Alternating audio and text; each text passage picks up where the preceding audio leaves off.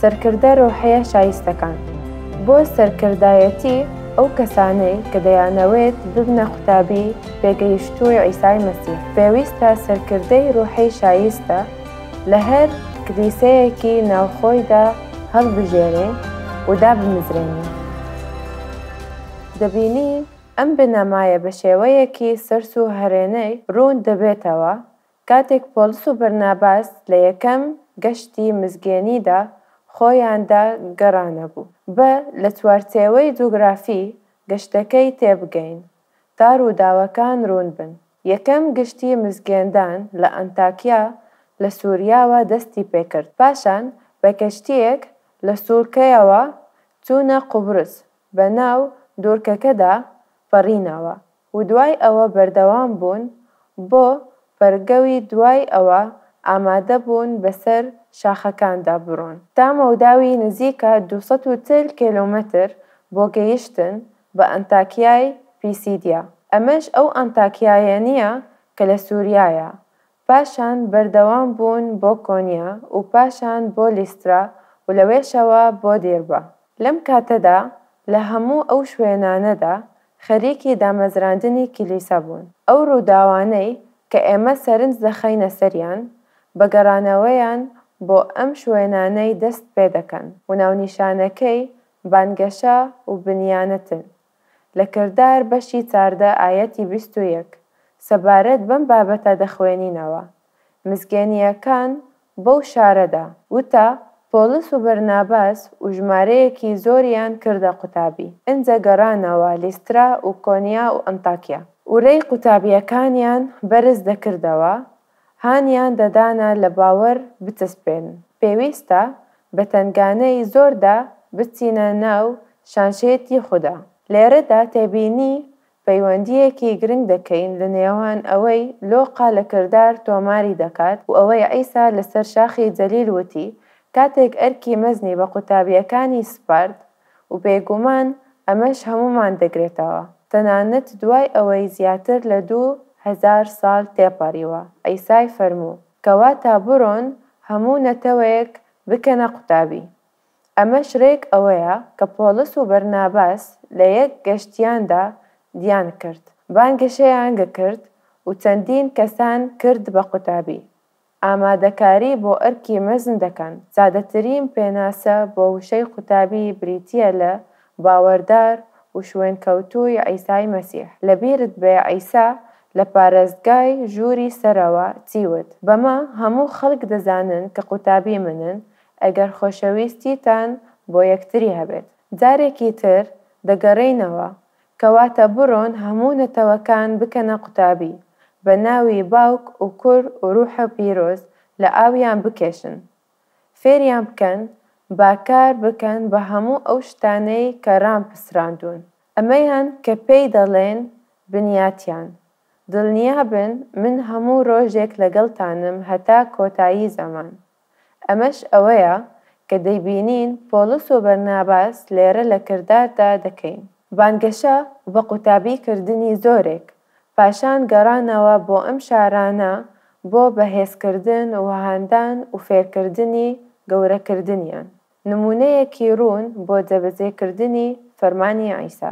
تێبینی دەکەین کە کاتێک گەڕانەوە بۆ هەر یەکێک لەو کەنیسانەی کە لەم شارەدا دایمەزران بوون. سەرکردەی شایستەیان دانا و ئەمەش ئەوەیە کە بنەماکەی لێرەدا سەرنجی دەخاتە سەر دەخوێنینەوە. هەر کلیسەیەک پۆلس و بەرناباس پێڕانیان بوو هەڵبژارد ئینجا بە ڕۆژگرتنەوەی نوێژیان کرد و پیرەکانیان دایە دەست مەسیحی باڵەدەست کە باوەڕیان پێهێناوە. لێرەدا وشەی پیران بەکار دەهێنێت و ئەم وشەیە بە زمانی یۆنانی بەواتای سەرکردەی ڕوحی یان باوکی ڕوحی دێت.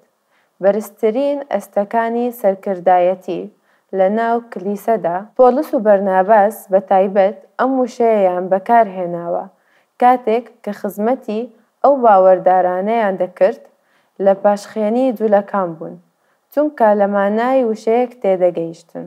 وشەکە دەگەڕێتەوە بۆ سەردەمی موسا بەڵام ئێستا واتایەکی نوێ بۆ وشەکە زیاد کراوە. بەکارهێنانی وشەیەکی تر هەیە کە لەو کەنیسانەی لە نێو گەڵاندا دامەزراون دەرکەوتووە.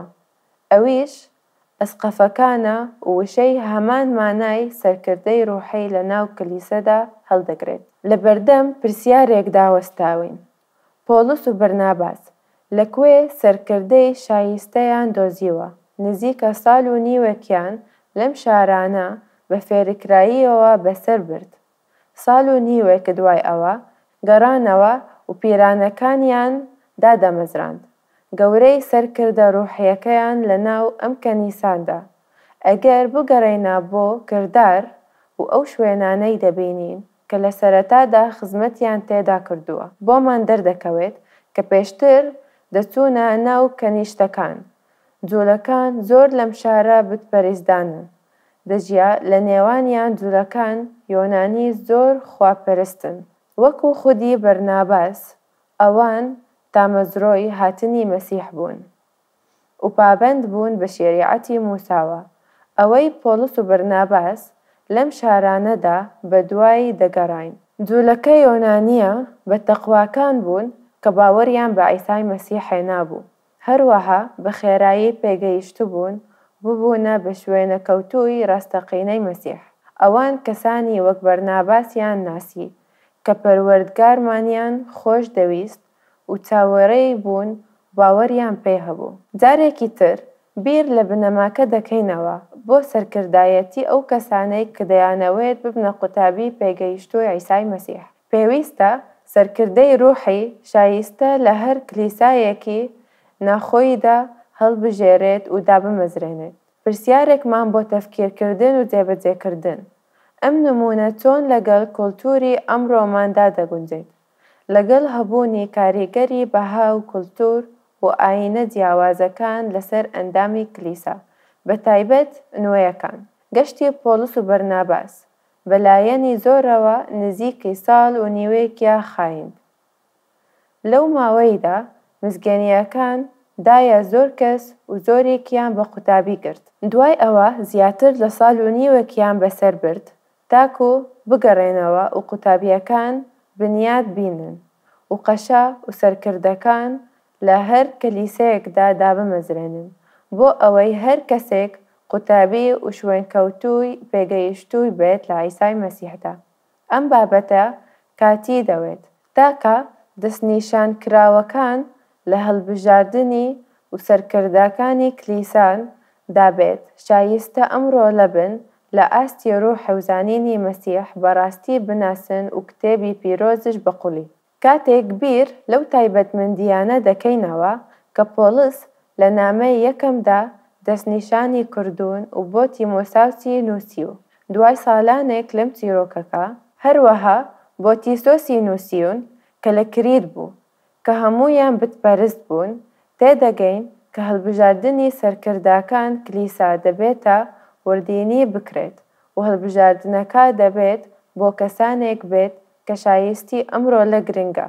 سەرکردایەتی کلیسای عیسای مەسیح باجارێکی تر ئەو بنەمایە بەبیر بهێنینەوە کە لەو چیرۆکەدا فێری دەبین بۆ سەرکردایەتی ئەو کەسانەی کە دەیانەوێت ببنە قوتابی پێگەیشتووی عیسای مەسیح.